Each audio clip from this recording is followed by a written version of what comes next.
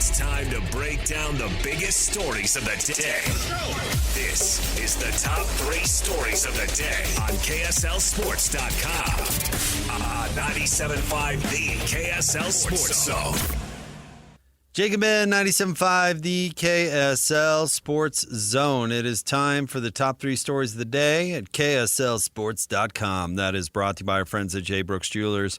Cherish your love with J. Brooks Jewelers. Explore their expertly crafted engagement rings made from the finest materials at J. Brooks Jewelers.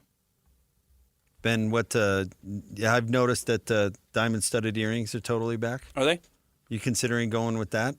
Like baggy pants and diamond studs? I would go with the Kyrie Irving, like weird, long, single dangly earring. He's like a feather or something that comes out. See, that's like really old. That's like early 90s. That's back. That's like Andre Agassi with the one dangly earring. Yeah, that's the direction I'd go. George Michael. Okay. Yeah. I'm sure Jay Brooks could take care of you. Is that hipster or cowboy? Yes. Well, that's what I asked about Ben. I have a whiteboard, and now that we have video, you're abusing it. I'm putting it to good use. You're abusing it. And Ben is wearing a denim shirt, which is now relevant because we are on camera. And so I held up a whiteboard, and it said hipster or cowboy. And Ben confirmed cowboy in the break, by the way. I'm a classic cowboy. I don't think he wore boots, though, although I can't see you from the waist down, thank goodness. All right, Christian, where do you want to start today? Number 1, it's March. That means the NCAA Tournament is the biggest story. They're back in action tomorrow. Already a successful run for BYU? Have they done enough? Going to the Sweet 16? Yeah. Yeah, absolutely. I think so too. And that's not saying take it for granted tomorrow. You know, go to the Elite Eight. Be one of the great BYU teams of all time.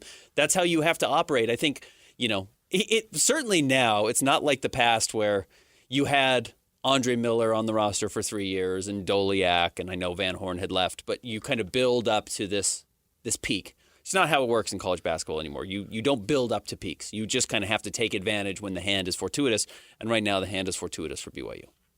I think, honestly, and these kind of discussions are kind of silly, but my personal opinion, would certainly have been satisfied even if they would have lost to Wisconsin. Winning a game, however, they had to do that. And I'll say this, because last year was disappointing for BYU in the finish because they finally got a seed where they should get a first-round win. They finally got a seed where they're going to actually overmatch the team that they are playing. And then to lose the way that they did is, like, I get that disappointment. That didn't happen this year. They had a seed to win a game, and they did it. And then they went out and upset a really good team in Wisconsin. And now everything absolutely is gravy, bordering on historic, right? Yep. I mean, if they get back to the Elite Eight and match what Danny Ainge did, I mean, this is going to be a team that everybody remembers for a long time. You know what I mean? It might already be. I mean, BYU doesn't go to the Sweet 16 every year. Rarely. And that's not a knock on BYU. It's hard to do. It's hard to get to the Sweet 16. Too. And from the leagues, they were trying to do it. Again, in the WCC, unless you're Gonzaga, you're getting a bad seed. You're going to be playing a good team in the first round, regardless. Right. And so it makes it so difficult to get to the Sweet 16 because you've got to play like a Wisconsin in the first round as opposed to, all right, now you got a little mo, you upset Wisconsin in the second, and we're off and running. You know what I mean? Yeah. And once you get to the Sweet 16, it's a little bit to the point where everyone just believes in themselves. Right, you've gotten past the first weekend. You've weeded out some of the teams that didn't actually belong there or we didn't think belonged there. Now everyone feels like, hey, we're 2 wins away from really having a chance to win this whole thing.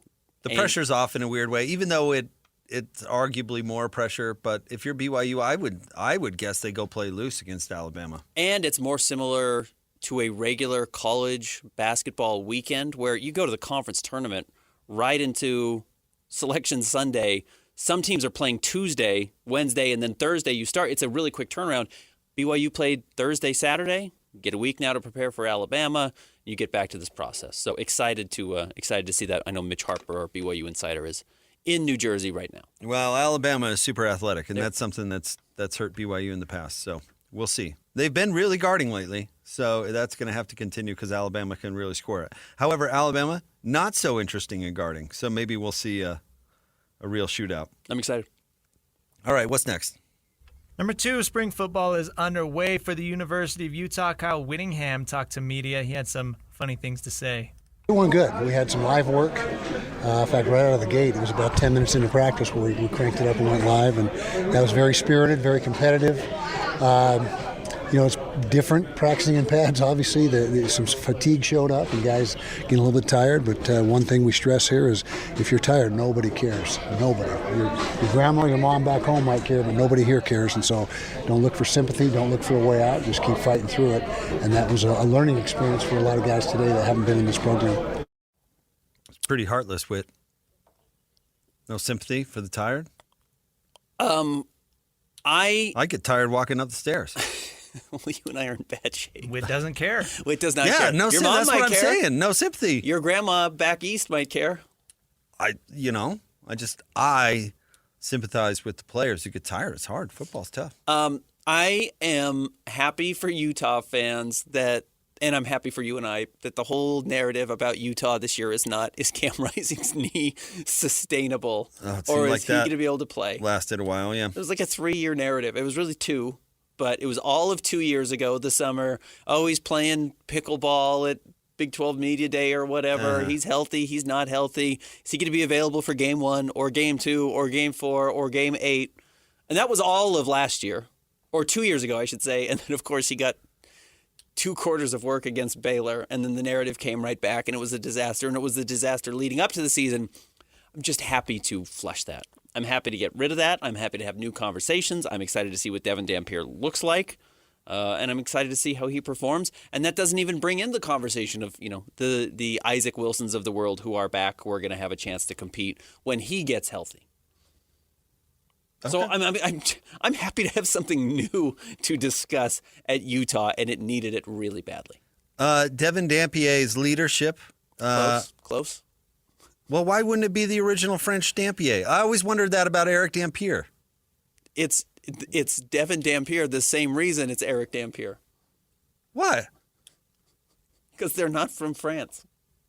But it's obviously got a French origin. You would think so. Yeah, Dampier. Yeah, I would imagine. That's not it? We don't say Ben Anders' son. Yeah, right. And that's the origin of my name. Well, why not? Because I'm no longer Anders' son. Yeah, I'm Garrison. I'm just asking. I always wondered. Yes, Eric Dampier played in the NBA for like 100 years. Every time I heard his name, I was like, why aren't they calling him Dampier? Now you're going to have me mixed up on Devin Dampier and Eric Dampier for the rest of my life. So I'm excited to see. That's the first thing I thought about when I saw him play in New Mexico. I was like, oh, another Dampier. Utah also needs some leadership, and I'll be curious if that comes on the field. That was my point I was going to make about Dampier. He needs to be a good leader because he's the one who knows the offensive coordinator. So yeah, knows the offense. Yeah, knows the offense. Yeah. So he really needs to be a vocal kind of like this is how it goes kind of thing. The nice thing is he's the entire offense. That's the easy part. It's called get on Dampier's back. Yeah, it's block for me.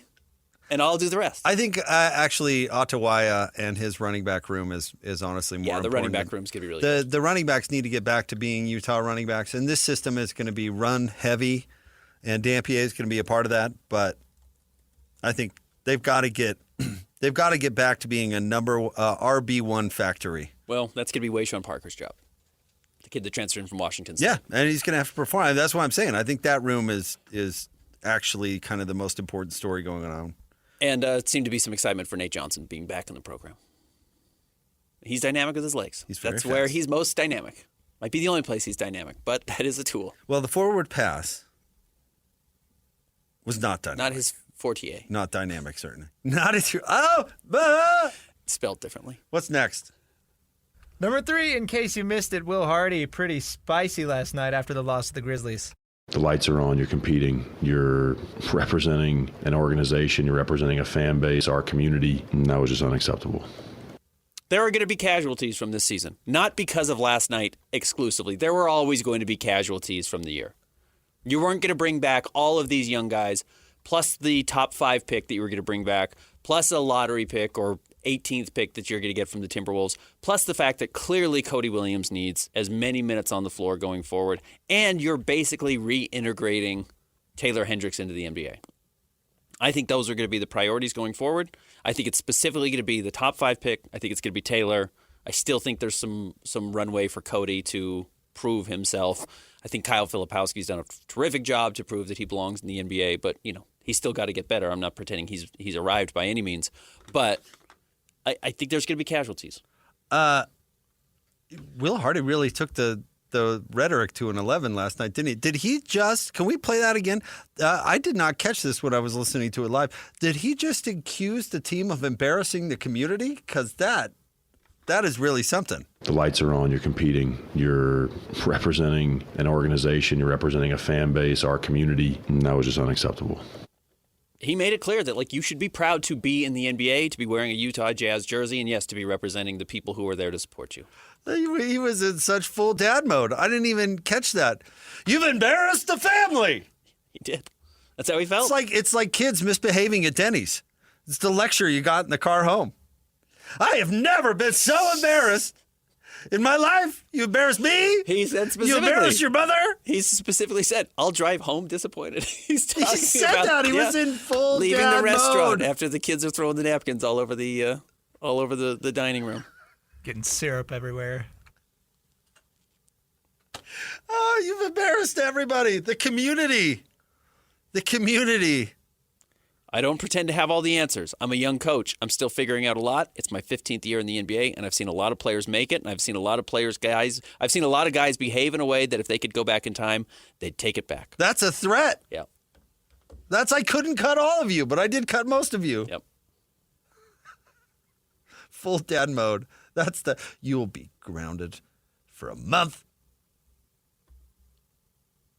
Good for him. Honestly, good for him. Yeah, it was hard to watch. The team needed it. Yeah, I had to sit there and watch that. That was a nonsensical second half of basketball. That might have been the worst game of the season for the Jazz. I don't think I've ever been less impressed with a team that blew out another team by 40. Like Memphis didn't do it for me. Oh, did you see Desmond Bane push Santi Aldama?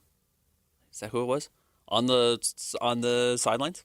Full on shoved him back into the chair. Memphis was not clicking last night.